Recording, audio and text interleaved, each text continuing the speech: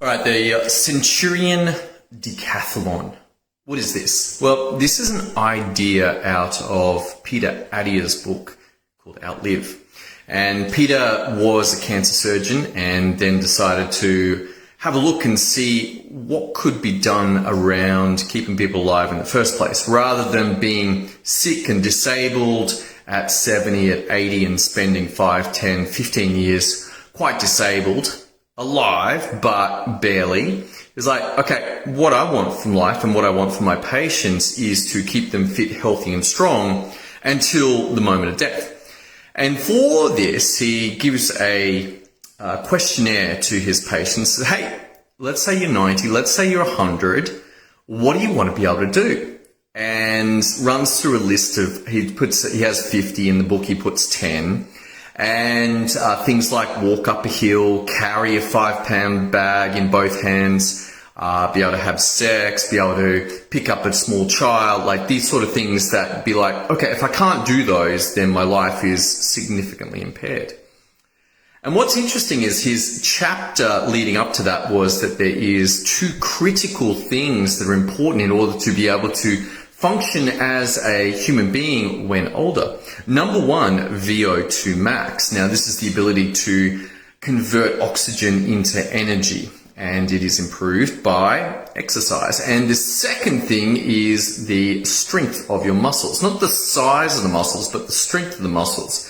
Easily tested by grip strength. He's like, well, none of these things make sense to doctors right now, because at the moment we go all the way to the diagnosis of osteoporosis, of diabetes, of having a stroke, of having a heart attack, and then we deal with it from there. And he's like, no. All of these things have had signs well before the actual diagnosis is made, and therefore we need to be dealing with those right now. The number 1 thing that I took from this was his recommendation was 4 times a week strength training. And it's a little confronting for me because I've been training twice a week with strength training, had a little break down to once a week for about 3 or 4 months, but back to twice a week. And I'm like, oh, hang on, I need to increase the amount of strength training that I'm doing. Now, at 46, still got a little bit of time before I hit 80, 90, and 100. But the investments right now will pay off. That I'm sure you've seen this in your patients, that the ability for a 60-year-old or a 70-year-old to suddenly increase their muscle strength, increase their balance, increase their flexibility, increase their aerobic capacity is limited, because the decline of age is already well underway. And just like if you've seen those lung function graphs where people stop smoking, and depending where they stop smoking, it kind of normalizes, but they never get back up to where they should be.